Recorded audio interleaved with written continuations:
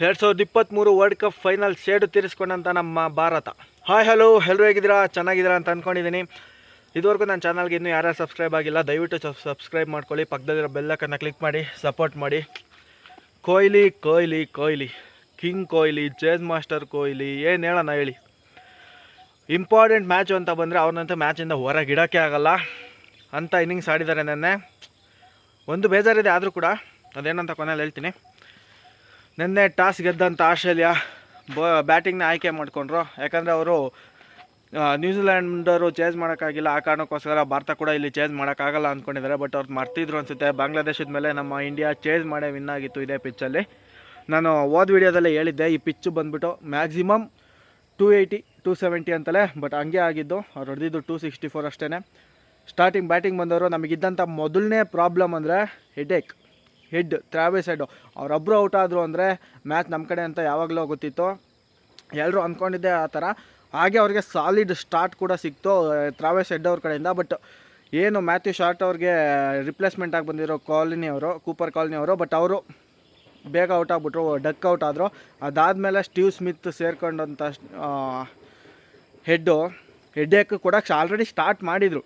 Already 38 run ಬಂದಿತ್ತು. But ಯಾವಾಗ ವರುಣ್ ಚಕ್ರವರ್ತಿನೇ ಅವರು ನಿನ್ನೆ ಮ್ಯಾಚಲ್ಲಿ, ಯಾಕಪ್ಪ ಅಂತಂದರೆ ಮೊದಲನೇ ಬಾಲಲ್ಲೇ ಟ್ರಾವಿಸ್ ಹೆಡ್ನ ಔಟ್ ಮಾಡಿದ್ದಾರೆ. ವರ್ಲ್ಡ್ ಕಪ್ಪಲ್ಲಿ ಅವ್ರನ್ನ ಔಟ್ ಮಾಡೋಕ್ಕಾಗ್ದಲ್ಲೇ ತಿನ್ಕಾಡಿ ವರ್ಲ್ಡ್ ಕಪ್ನೇ ಸೋತ್ಬಿಟ್ಟು ನಾವು. ಬಟ್ ಮೊದಲನೇ ಬಾಲಲ್ಲೇ ವರುಣ್ ಚಕ್ರವರ್ತಿ ಅವರು ಜಸ್ಟ್ ಒಂದು ಬಾಲ್ ತೊಗೊಂಡಿದ್ದಾರೆ. ಅವತ್ತು ವರ್ಲ್ಡ್ ಕಪ್ಪಲ್ಲಿ ಅವ್ರನ್ನ ಔಟ್ ಮಾಡೋಕ್ಕಾಗದೇ ಇದ್ದಿದ್ರು. ನಿನ್ನೆ ಮಾತ್ರ ಒಂದೇ ಒಂದು ಬಾಲಲ್ಲಿ ಅವ್ರನ್ನ ಔಟ್ ಮಾಡಿರೋದು. Hats off. ಅದೊಂದು ವಿಕೆಟಿಂದ ಮ್ಯಾಚೇ ಟರ್ನ್ ಆಗೋಯ್ತು.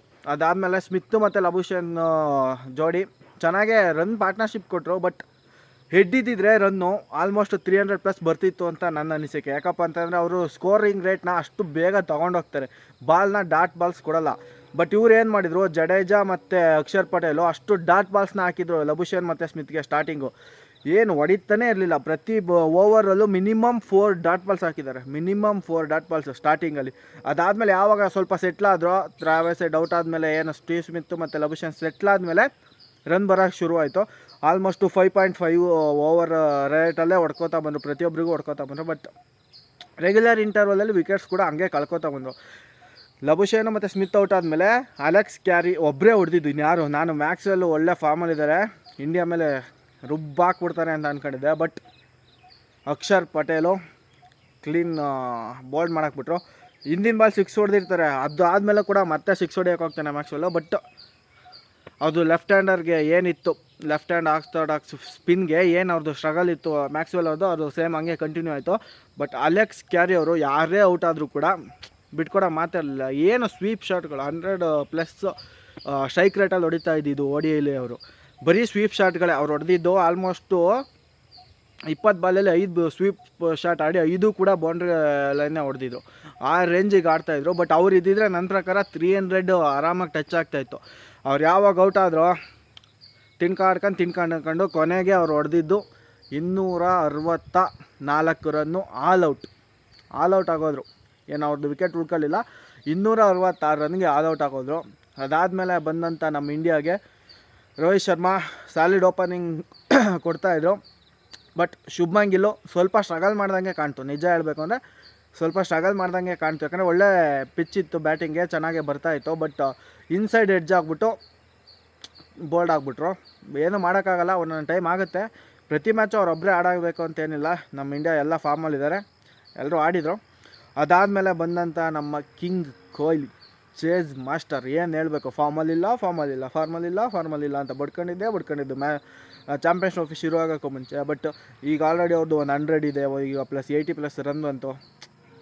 ಚೇಸ್ ಮಾಸ್ಟರ್ ಅನ್ನೋದು ಅದಕ್ಕೇ. ಅವ್ರು ಇಡೀ ಕೆರಿಯರಲ್ಲಿ ಅವ್ರು ಮಾಡಿರ್ತಕ್ಕಂಥ ಚೇಸ್ಗಳು ಯಾರೂ ಮಾಡಿಲ್ಲ. 2800 ಚೇಸ್ ಮಾಡ್ಬೇಕಾದ್ರೆ ಬಂದಿರೋದು. ನಿನ್ನೆ ಒಂದು ಮಿಸ್ ಆಯಿತು, 29ನೇ 100, 14,000 ರನ್. ಅದಕ್ಕೋಸ್ಕರನೇ ಅವ್ರನ್ನ ಚೇಸ್ ಮಾಸ್ಟರ್ ಅಂತ ಕರೆಯೋದು. ಇಂಥ ಕ್ರಂಚ್ ಸಿಚುವೇಷನಲ್ಲಿ ಯಾರು ಆಡ್ತಾರೆ ಅವರೇ ಒಳ್ಳೆ ಪ್ಲೇಯರ್ ಅಂತ ಹೇಳ್ಬೋದು. ಹಂಗೆ ಆಡಿದರು. ಯಾಕಂದರೆ ಜಾಸ್ತಿ ರಿಸ್ಕ್ ತೊಗೊಳಕ್ಕೆ ಹೋಗಲಿಲ್ಲ. ಬೇಕಿದ್ದು 265 ರನ್ನು, ಜಾಸ್ತಿ ರಿಸ್ಕ್ ತೊಗೊಂಡು ಏನು ಯೂಸ್ ಇರಲಿಲ್ಲ. 6-4 ಅವಶ್ಯಕತೆ ಇರಲಿಲ್ಲ. ಕೆಳಗೆ ರನ್ ಆಡ್ತಾಯಿದ್ರು. ನೆನ್ನೆ ಪೋಸ್ಟ್ ಮ್ಯಾಚ್ ಪ್ರೆಸೆಂಟೇಷನ್ನಲ್ಲಿ ಹೇಳಿದರು, ಬರೀ 6-4 ಹೊಡೆದ್ರೆ ನನಗೆ ಕಾನ್ಫಿಡೆನ್ಸ್ ಬರಲ್ಲ. ಯಾವಾಗ ಗ್ಯಾಪಲ್ಲಿ ನಾನು ಸಿಂಗಲ್ ಆಡಿ ಮಿಡಲ್ ಆಫ್ ದಿ ಬ್ಯಾಟಲಲ್ಲಿ ಸಿಂಗಲ್ನ ತಳ್ತೀನಿ, ಆವಾಗಲೇ ನನಗೆ ಕಾನ್ಫಿಡೆನ್ಸ್ ಜಾಸ್ತಿ ಆಗೋದು, ನನಗೆ ರನ್ ಬರೋದು ಅಂತ ಅವರೇ ಹೇಳಿದ್ದಾರೆ. ಯಾಕಂದರೆ ಅವ್ರು ಹೊಡೆದಿರೋದು ಇಡೀ ಇನ್ನಿಂಗ್ಸಲ್ಲಿ 5-4, ಬಟ್ ಡಾಟ್ ಬಾಲ್ಸ್ ಆಗಕ್ಕೆ ಬಿಡಲಿಲ್ಲ. ಯಾರೇ ಔಟ್ ಆಗ್ತಾಯಿದ್ರು ಅವರು ಜೊತೆಗೆ ಶ್ರೇಯಸ್ ಅಯ್ಯರು ಮತ್ತು ಅವರು ಪಾರ್ಟ್ನರ್ಶಿಪ್ ಚೆನ್ನಾಗಿ ಬಂತು. ಅದಾದಮೇಲೆ ಯಾರೇ ಅವ್ರ ಜೊತೆ ಪಾರ್ಟ್ನರ್ಶಿಪ್ ಮಾಡಿದ್ರು ಅವ್ರು ಎಲ್ಲರ ಜೊತೆನೂ ಕೂಡ ಚೆನ್ನಾಗೇ ಪಾರ್ಟ್ನರ್ಶಿಪ್ ಕೊಟ್ಟರು. ಡಾಟ್ ಬಾಲ್ಸ್ನ ಆಗಕ್ಕೆ ಬಿಡ್ತಾ ಇರಲಿಲ್ಲ, ಪ್ರೆಷರ್ ಬಿಲ್ಡ್ ಆಗ್ತಾ ಇಲ್ಲ. ಯಾಕಂದರೆ ಡಾಟ್ ಬಾಲ್ಸ್ ಆಗಿ ರನ್ ರೇಟ್ ಜಾಸ್ತಿ ಆದರೆ ಮಾತ್ರ ಪ್ರೆಷರ್ ಬಿಲ್ಡ್ ಆಗುತ್ತೆ ಇಂಡಿಯಾಗೆ, ಇಲ್ಲ ಅಂದರೆ ಪ್ರೆಷರ್ ಬಿಲ್ಡ್ ಆಗ್ತಾ ಇರಲಿಲ್ಲ. ಬಟ್ ಆಸ್ಟ್ರೇಲಿಯಾ ಬೌಲಿಂಗ್ ಎಷ್ಟು ಸ್ಟ್ರಗಲ್ ಮಾಡ್ತು ಅಂದರೆ, ನಾನು ನಿನ್ನೆನೇ ಹೇಳಿದ್ದೆ, ನಿನ್ನೆ ಕಡೆ ವೀಡಿಯೋದಲ್ಲೇ, ಅದು ಮೇಯ್ನ್ 3 ಬೌಲರ್ಸ್ ಏನಿಲ್ಲ ಮ್ಯಾಚ್ ಅವ್ರಿಗೆ ತುಂಬ ಕಷ್ಟ ಆಗುತ್ತೆ ಇಂಡಿಯಾ ಮೇಲೆ ಗೆಲ್ಲೋಕ್ಕೆ ಅಂತ. ಅದೇ 3 ಬೌಲರ್ಸ್ 3 ಜನ ಇದ್ದಿದ್ರೆ ಸ್ಟಾರ್ಕು ಪವರ್ ಪ್ಲೇಯಲ್ಲಿ ವಿಕೆಟ್ ಎತ್ಕೊಡೋರ, ಮಿಡಲ್ ಓವರು ಮತ್ತು ಡೆತ್ತಲ್ಲಿ ಪ್ಯಾಟ್ ಕಮಿನ್ಸು, ಹೆಜಲ್ವುಡ್ಡು ಪಕ್ಕಾ ವಿಕೆಟ್ ತೆಗಿಯೋರು. ಯಾಕಂದರೆ ವರ್ಲ್ಡ್ ಕಪ್ ಫೈನಲಲ್ಲೂ ಕೂಡ ಪ್ಯಾಟ್ ಕಮಿನ್ಸೇ ವಿಕೆಟ್ ತೆಗೆದಿದ್ದು. ಚೆನ್ನಾಗಿ ಆಡ್ತಾಯಿದ್ದಂಥ ವಿರಾಟ್ ಕೊಹ್ಲಿನ ಸ್ಲೋ ಬೌನ್ಸರ್ ಹಾಕಿ ಪಿಕ್ ಮಾಡಿ ಔಟ್ ಮಾಡಿದ್ದು ಅವರೇ. ಅದು ಇಲ್ಲಿ ಎಕ್ಸ್ಪೀರಿಯೆನ್ಸ್ ಮಿಸ್ ಆಗೋಯ್ತು. ಝಾಂಪಾ ಒಬ್ಬರೇ ಇದ್ದಿದ್ದು, ಇನ್ಯಾರು ಎಕ್ಸ್ಪೀರಿಯೆನ್ಸ್ ಬೌಲರ್ಗಳೇ ಇರಲಿಲ್ಲ. ಸ್ಪೆನ್ಸರ್ ಜಾನ್ಸನ್ನ ಕೂಡ ಕೂರಿಸಿದ್ರು, ಬಟ್ ನೇತನ್ ಎಲಿಯಸ್ ಸ್ಲೋವರ್ ಒನ್ ಹಾಕ್ತಾರೆ, ಎಲ್ಲ ಮಾಡ್ತಾರೆ. ಬಟ್ ಆದರೂ ವಿರಾಟ್ ಕೊಹ್ಲಿ ವಿಕೆಟ್ ತೆಗಿಯೋಕ್ಕಾಗಲಿಲ್ಲ. ಒಂದು ಬಾಲು ಕೂಡ ಅಡ್ಡ ಹೊಡಿಯೋಕೆ ಹೋಗ್ತಿರಲಿಲ್ಲ ವಿರಾಟ್ ಕೊಹ್ಲಿ ಅವರು. ಸ್ಟ್ರೈಟ್ ಬ್ಯಾಟಲ್ಲೇ ಆಡ್ತಾಯಿದ್ರು, ವಿಯಲ್ಲೇ ಆಡ್ತಾಯಿದ್ರು, ಸಿಂಗಲ್ನ ಪಿಕ್ ಮಾಡ್ತಾನೆ ಇದ್ರು. ಶ್ರೇಯಸ್ ಅಯ್ಯರ್ ಕೂಡ ಹಂಗೆ ಹೊಡಿತಾಯಿದ್ರು. ಅವರಿಗೆ ಶ್ರೇಯಸ್ ಅವ್ರಿಗೆ ಡೆಸ್ಪಿರೇಷನ್ ಕಾಡ್ತಾಯಿತ್ತು, ಬೇಗ ಮುಗಿಸ್ಬೇಕು, ರನ್ ಜಾಸ್ತಿ ಹೊಡಿಬೇಕು ಅಂತ. ಹೊಡೆಯೋಕೆ ಹೋಗಿ ಕಟ್ ಶಾಟ್ ಹೊಡಿಯೋಕೆ ಹೋಗಿ, ಅದು ಮುಂದೆ ಆಡೋ ಬಾಲ್ನ ಹಿಂದೆ ಆಡಿ ಕಟ್ ಶಾಟ್ ಹೊಡಿಯೋಕೆ ಹೋಗಿ, ಲೇಟ್ ಶಾಟ್ ಆಡೋಕೆ ಹೋಗಿ ಬೋಲ್ಡ್ ಆದರು. ಅದಾದಮೇಲೆ ಬಂದಂಥ ಅಕ್ಷರ್ ಪಟೇಲು, ಇದೊಂದೇ ನನಗೆ ಬೇಜಾರಾಗ್ತಾ ಇರೋದು. ಲೆಫ್ಟ್ ಟು ರೈಟು ಕಾಂಬಿನೇಷನ್ ಸರಿ ಕೊಡೋಣ ಹೋಗಲಿ, ಬಟ್ KL ರಾಹುಲ್ ಫಾರ್ಮಲ್ಲಿ ಇಲ್ಲದೇ ಇದ್ದರೆ ಹಂಗೆ ಮಾಡಿದರೂ ನಡೆಯುತ್ತೆ, ಅಥವಾ ಟೀಮು ಕಷ್ಟದಲ್ಲಿದ್ದರೆ ಹಂಗೆ ಮಾಡಿದ್ರೆ ನಡೆಯುತ್ತೆ. ಬಟ್ ಚೆನ್ನಾಗಿ ಆಡ್ತಾ ಇರ್ತಂಥ KL ರಾಹುಲ್ನ ತುಂಬ ಹಿಂದೆ ತಳ್ತಾ ಇದ್ದಾರೆ. ತಳ್ಳಿದ್ರು ಇವತ್ತು ಚೆನ್ನಾಗಿ ಆಡಿದರು, ಬಟ್ ಅದು ಮ್ಯಾಟ್ರಲ್ಲ. ಬಟ್ ಅವ್ರಿಗೆ ಜಾಸ್ತಿ ಬಾಲ್ ಸಿಕ್ಕಬೇಕಲ್ಲ. ಅಕ್ಷರ್ ಪಟೇಲ್ ಮೇಲೆ ಏನು ಇದಲ್ಲ, ಅವರು ಚೆನ್ನಾಗಿ ಆಡಿದರು, 20 ರನ್ ಹೊಡ್ಕೊಟ್ರು, 20 ರನ್ಸ. ಬಟ್ ಅದೇ ಇದರಲ್ಲಿ KL ರಾಹುಲ್ ಬಂದಿದ್ದರೆ, KL ರಾಹುಲ್ದು 50 ಆಗಿರೋದು, ಜೊತೆಗೆ ಇನ್ನೂ ಒಂದು ವಿಕೆಟ್ ಎಕ್ಸ್ಟ್ರಾ ಗೆದ್ದಿರ್ಬೋದಿತ್ತು. ಇನ್ನೊಂದು ವಿಕೆಟ್ ಹೋಗ್ತಾ ಇರಲಿಲ್ಲ. KL ರಾಹುಲ್ ಅಷ್ಟು ಚೆನ್ನಾಗಿ ಆಡಿದ್ರು, ಒಂದೇ ಒಂದು ಚಾನ್ಸ್ ಕೊಟ್ಟಿಲ್ಲ ನೆನ್ನೆ, ಅಷ್ಟು ಚೆನ್ನಾಗಿ ಆಡಿದರು. ಸ್ಟಾರ್ಟಿಂಗ್ ಸ್ವಲ್ಪ ಬಾಲ್ನ ನಿಧಾನಕ್ಕೆ ನೋಡ್ಕೊಂಡು ಆಡಿದ್ಮೇಲೆ ಹೊಡೆಯೋಕ್ಕೆ ಶುರು ಮಾಡಿದರು. ಅವರೇ ಬೈತಾ ಇದ್ದಾರೆ ಕೊಹ್ಲಿಗೆ ಔಟ್ ಆದಮೇಲೆ, ನಾನು ಹೊಡಿತಾ ಇದ್ದೀನಿ, ನೀನು ಯಾಕೆ ಕೊಡದೆ ಅಂತ, 100 ಮಾಡ್ಕೋಬೋದಿತ್ತು ಅಂತ. ಅಷ್ಟು ಕಾನ್ಫಿಡೆನ್ಸಲ್ಲಿ ಇರಬೇಕಾದ್ರೆ ಅಷ್ಟು ಕೆಳಗೆ ಕಳಿಸಿದರೆ ಅವರಿಗೂ ಕಾನ್ಫಿಡೆನ್ಸ್ ಲೋ ಆಗುತ್ತೆ ಕೆಲವೊಂದು ಟೈಮು. ಈಗ ಇಲ್ಲ, ನಂಬರ್ 6 ಚೆನ್ನಾಗಿ ಆಡ್ತಾಯಿದ್ದಾರೆ. ಆಲ್ರೆಡಿ 2 ಮ್ಯಾಚಲ್ಲಿ 40 ರನ್ಸ್ ಬಂದಿದೆ, ಇಲ್ಲ ಅಂತ ನಾನು ಹೇಳ್ತಾ ಇಲ್ಲ. ಬಟ್ ಅದೊಂದು ನನಗೆ ಬೇಜಾರಾಯಿತು. ಜೊತೆಗೆ ಕೊಹ್ಲಿ 100 ಮಾಡ್ಕೊಳ್ಳಿದ್ರು, ಅದಂತೂ ತುಂಬ ಬೇಜಾರಿತ್ತು. ಇದು ಒಂದು 100 ಹಾಕಿದರೆ ಚಾಂಪಿಯನ್ಸ್ ಟ್ರೋಫಿಯಲ್ಲಿ 2025 2 100 ಆಗಿರೋದು, ಇದುವರೆಗೂ ಯಾರೂ ಹೊಡೆದೇ ಇರಲಿಲ್ಲ. ಅದೊಂದೇ ನನಗೆ ಬೇಜಾರಾಗ್ತಾ ಇರೋದು. 100 ಮಾಡ್ಕೊಬೋದಿತ್ತಲ್ಲ ಅಂತ. ನಮ್ಮ ಅಪ್ಪನೂ ಕೂಡ ಮ್ಯಾಚ್ ನೋಡ್ಬೇಕಾದ್ರೆ ಹೇಳ್ತಾಯಿತ್ತು, ಇವ್ನು ಯಾಕೆ ಹೊಡೆಯೋಕೆ ಹೋದ, ಅವ್ನು ಹೊಡಿತಾ ಇದ್ನಲ್ಲ ರಾಹುಲ್, ಆರಾಮಾಗಿ ಇವ್ನು ನಿಧಾನಕ್ಕೆ ಆಡ್ಕೊಬೋದಿತ್ತಲ್ಲ ಅಂತ. ಬಟ್ ಸೆಲ್ಫ್ಲೆಸ್ 4 ಆಡಿರೋದು ವಿರಾಟ್ ಕೊಹ್ಲಿ ಅವರು. 100ಗೋಸ್ಕರ ಆಡಲಿಲ್ಲ ಅವರು, ಮ್ಯಾಚ್ನ ಬೇಗ ಮುಗಿಸೋಕ್ಕೋಸ್ಕರನೇ ಆಡಿದ್ದು. ಅದೊಂದು ಖುಷಿ ಆಯಿತು ನನಗೂ, ಯಾಕಂದರೆ ಸೆಲ್ಫ್ಲೆಸ್ 4 ಅಂತಲೇ ಹೇಳ್ಬೋದು. ಯಾಕಂದರೆ 100 ಮಾಡ್ಕೊಬೋದಿತ್ತು ಅವರು, ಕೆಳಗೆ ಹೊಡೆದ್ಬಿಟ್ಟು, ಇನ್ನೂ ಬೇಜಾನ್ ಬಾಲ್ಸ್ ಇದ್ದು. ಬಟ್ ಅವರು ಬೇಗ ಮುಗಿಸ್ಬೇಕು, ರನ್ ರೇಟ್ನ ಮತ್ತೆ ಜಾಸ್ತಿ ಮಾಡ್ಕೊಳ್ಳೋಕೆ ಬಿಡಬಾರ್ದು ಅನ್ನೋ ಕಾರಣಕ್ಕೋಸ್ಕರ ಅವ್ರು ಔಟ್ ಆದರು. ಅವ್ರು ಔಟ್ ಆದಮೇಲೆ KL ರಾಹುಲ್ ಮತ್ತು ಹಾರ್ದಿಕ್ ಪಾಂಡ್ಯ ಸೇರಿಕೊಂಡ್ರು. ಬಟ್ ಆವಾಗ ಏನಾಯ್ತು ಅಂದರೆ ರನ್ ರೇಟ್ ಆಲ್ರೆಷ್ಟು 6+ ಸಿಗೋಯ್ತು. ಯಾಕಪ್ಪ ಅಂದರೆ ಹಾರ್ದಿಕ್ ಪಾಂಡ್ಯ ಒಂದು 2 ಓವರು ನಿಧಾನಕ್ಕೆ ಆಡಿದ್ರು. ಬಟ್ ಅವ್ರು ಏನು ಆಡಿದ್ರು ಎಲ್ಲನೂ ವಾಪಸ್ ಹೊಡೆದ್ರು, ಇಲ್ಲ ಅಂತಲ್ಲ. ಹಾರ್ದಿಕ್ ಪಾಂಡ್ಯ ನೋ ಲುಕ್ ಶಾಟ್ಗಳಂತೂ ಚೆನ್ನಾಗಿ ಹೊಡೆದ್ರು. ಅವ್ರು ಹೊಡಿತಾ ಇದ್ದಿದ್ದೆ ಸ್ಟ್ರೈಟ್ ಡೌನ್ ದಿ ವಿಕೆಟ್, ತೆಗ್ದು ಬೌಲರ್ಗೆ ತಲೆ ಮೇಲೆ 6. ಒಂದು ಸಂಘ ಅವ್ರಿಗೆ, 2 ಝಾಂಪ್ ಅವ್ರಿಗೆ, ಏನು 6ಗಳು ಹೊಡೆದ್ಮೇಲೆ ನೋಡೋಕ್ಕೆ ಹೋಗ್ತಾ ಇರಲಿಲ್ಲ. ಯಾಕಂದರೆ ಅಷ್ಟು ಡಾಟ್ ಮಾಡ್ತಾರೆ, 3ರಿಂದ 4 ಬಾಲ್ ಡಾಟ್ ಮಾಡೋರು, ಲಾಸ್ಟ್ 2 ಬಾಲ್ 6-4 ಚೆನ್ನಾಗಿ ಆಡಿದ್ರು. ಮೋಸ್ಟ್ಲಿ 6 ಹೊಡೆದೇ ವಿನ್ ಮಾಡ್ಸೋಕೆ ಹೋದ್ರು, ಬಟ್ ಅದು ಸರಿಯಾಗಿ ಕನೆಕ್ಟ್ ಆಗಲಿಲ್ಲ. ಮ್ಯಾಕ್ಸ್ವೆಲ್ ಅವ್ರನ್ನ ನಿಲ್ಲಿಸ್ಕೊಂಡಿದ್ರು, ಅದಕ್ಕೆ ಕ್ಯಾಚ್ ಹಿಡಿದ್ರು. ಅದಾದಮೇಲೆ ನಮ್ಮ ಕನ್ನಡಿಗ KL ರಾಹುಲ್ 6 ಹೊಡೆಯೋ ಮೂಲಕ ಮ್ಯಾಚ್ನ ಗೆಲ್ಲಿಸ್ಕೊಟ್ರು.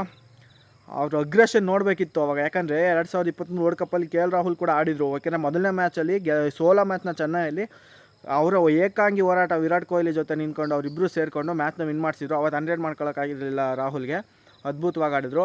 ಅದು ಮತ್ತು ಫೈನಲಲ್ಲಿ ಎಡವಿದ್ರು ಕೊಹ್ಲಿ ಮತ್ತು ರಾಹುಲು, ರನ್ ಬರಲಿಲ್ಲ ಆಸ್ಟ್ರೇಲಿಯಾ ವಿರುದ್ಧ. ಆ ಫ್ರಸ್ಟ್ರೇಷನ್ ಹೆಂಗಿತ್ತು ಅಂತ ನೆನ್ನೆ ತೋರಿಸಿದ್ದಾರೆ. 6 ಹೊಡೆಯೋ ಮೂಲಕ ವಿನ್ ಮಾಡಿ ವಿರಾಟ್ ಕೊಹ್ಲಿ ಅವರ ಅಗ್ರೆಷನ್ನು, ಅದು ಔಟಾಗಿ ಹೋದ್ಮೇಲೆ ಹೆಂಗಿತ್ತು ಅಂದರೆ ಒಂದೊಂದು 6ಗೂ ಒಂದೊಂದು 4ಗೂ ಅದ್ಭುತವಾಗಿತ್ತು. ಇದೇ ಫಾರ್ಮು ಕಂಟಿನ್ಯೂ ಆಗಲಿ. ಇವತ್ತು ಯಾವುದು ಸೆಮಿಫೈನಲ್ 2 ಇದೆ, ಸೌತ್ ಆಫ್ರಿಕಾ ಮತ್ತು ನ್ಯೂಜಿಲ್ಯಾಂಡು. ಅದರಲ್ಲಿ ಯಾರು ಗೆದ್ದು ಬಂದರೂ ಅವ್ರನ್ನೂ ಕೂಡ ಇಂಡಿಯಾ ಸೋಲಿಸ್ಲಿ ಅಂತ ಅಂದ್ಕೊಳ್ಳೋಣ. ನಿಮ್ಮ ಪ್ರಕಾರ ಇವತ್ತು ಯಾರು ಗೆಲ್ಬೋದು, ನೆನ್ನೆ ಮಾಡಿದ್ದು ಮ್ಯಾಚ್ ಹೆಂಗಿದೆ ಎಲ್ಲನೂ ಕಮೆಂಟ್ ಮಾಡಿ ತಿಳಿಸಿ. ಹಂಗೆ ಬೌಲಿಂಗ್, ಇಂಡಿಯಾ ಬೌಲಿಂಗ್ ಬಗ್ಗೆ ಮಾತಾಡಬೇಕು ಸ್ವಲ್ಪ. ನಾನು ಬೇಗ ಬ್ಯಾಟಿಂಗಿಗೆ ಬಂದುಬಿಟ್ಟೆ. ಶಮ್ಮಿ, ವರುಣ್ ಚಕ್ರವರ್ತಿ, ಜಡೇಜಾ, ಅಕ್ಷರ್ ಪಟೇಲು, ಕುಲ್ದೀಪ್ ಯಾದವ್, ಹಾರ್ದಿಕ್ ಪಾಂಡ್ಯ ಎಲ್ಲರೂ ಅದ್ಭುತವಾಗಿ ಬೌಲಿಂಗ್ ಮಾಡಿದರು ಅಂತಲೇ ಹೇಳ್ಬೋದು. ಜಾಸ್ತಿ ರನ್ಸ್ನ ಲೀಕ್ ಮಾಡಲಿಲ್ಲ. 6+ ಯಾರೂ ಆಲ್ಮೋಸ್ಟ್ ಇರಲಿಲ್ಲ. ಇವರು ಹಾರ್ದಿಕ್ ಪಾಂಡ್ಯ ಒಬ್ಬರೇ ಇದ್ದರು, ಬಟ್ ಆಮೇಲೆ ಅವ್ರಿಗೂ ಕೂಡ ವಿಕೆಟ್ ತೆಗೆದ್ರು. ಕುಲ್ದೀಪ್ ಒಬ್ಬರೇ ವಿಕೆಟ್ಲೆಸ್ ಹೋಗಿದ್ದು, ಬಟ್ ಆದರೂ ಬೌಲಿಂಗ್ ಅದ್ಭುತ ಸಾಲಿಡಾಗಿ ಕಾಣ್ತಾಯಿದೆ. ಶಮ್ಮಿ ಅವರು ಅಂತೂ ICC ಮ್ಯಾಚ್ಗಳು ಅಂತ ಬಂದರೆ ಅದ್ಭುತವಾಗಿ ಮಾಡ್ತಾರೆ. ಶಮ್ಮಿ ಅವರು, ವಿರಾಟ್ ಕೊಹ್ಲಿ, KL ರಾಹುಲ್ ಇವತ್ತಿನ ಮ್ಯಾಚ್ಗಳನ್ನ ಹೀರೋ ಅಂತಲೇ ಹೇಳ್ಬೋದು. ಹೀರೋ ವಿರಾಟೆ. 100 ಆಗಲಿಲ್ಲ ಅಂತೇಳಿ ಇರ್ಬೋದು, ಬಟ್ ಹೀರೋ ವಿರಾಟೆ. ನಿಮ್ಮ ಅನಿಸಿಕೆ ಏನು? ಹೆಂಗಿತ್ತು ಮ್ಯಾಚು? ಇವತ್ತು ಯಾರು ಗೆಲ್ಬೋದು, ಯಾರು ಬಂದರೆ ಚೆನ್ನಾಗಿರುತ್ತೆ ಫೈನಲ್ಗೆ ಕಮೆಂಟ್ ಮಾಡಿ. ನನ್ನ ಪ್ರಕಾರ ಸೌತ್ ಆಫ್ರಿಕಾ ಫೈನಲಿಗೆ ಬಂದ್ರೆ ಚೆನ್ನಾಗಿರುತ್ತೆ. Same 2024 world cup T20 world cup ಏನಿತ್ತು ಅದೇ ಟೀಮ್ ಫೈನಲಿಗೆ ಬಂದಂಗೆ ಆಗುತ್ತೆ. ಅವ್ರ ಮೇಲೆ ಗೆಲ್ಬೋದು ಅಂತ ಅಂದ್ಕೊಂಡಿದ್ದೀನಿ. ಬಟ್ ನ್ಯೂಜಿಲ್ಯಾಂಡು ಒಂದು ಮ್ಯಾಚ್ ಸೋತಿರ್ಬೋದು, ಬಟ್ ಅವ್ರನ್ನ ಮತ್ತೆ ಫೈನಲಿಗೆ ಬಂದರೆ ಸ್ವಲ್ಪ ಕಷ್ಟ ಆಗುತ್ತೆ. ಅದಕ್ಕೋಸ್ಕರ ಸೌತ್ ಆಫ್ರಿಕಾ ಬಂದ್ರೆ ಒಳ್ಳೆಯದು ಅಂತ ನಾನು ಅನ್ಕೋತಾ ಇದ್ದೀನಿ. ನಿಮ್ಮ ಅನಿಸಿಕೆ ಏನು ಕಮೆಂಟ್ ಬಾಕ್ಸಲ್ಲಿ ತಿಳಿಸಿ. ವಿಡಿಯೋ ಇಷ್ಟ ಆದರೆ ಒಂದು ಲೈಕ್ ಮಾಡಿ, ಕಮೆಂಟ್ ಮಾಡಿ, ಶೇರ್ ಮಾಡಿ, ದಯವಿಟ್ಟು ಸಬ್ಸ್ಕ್ರೈಬ್ ಮಾಡಿ. Thank you.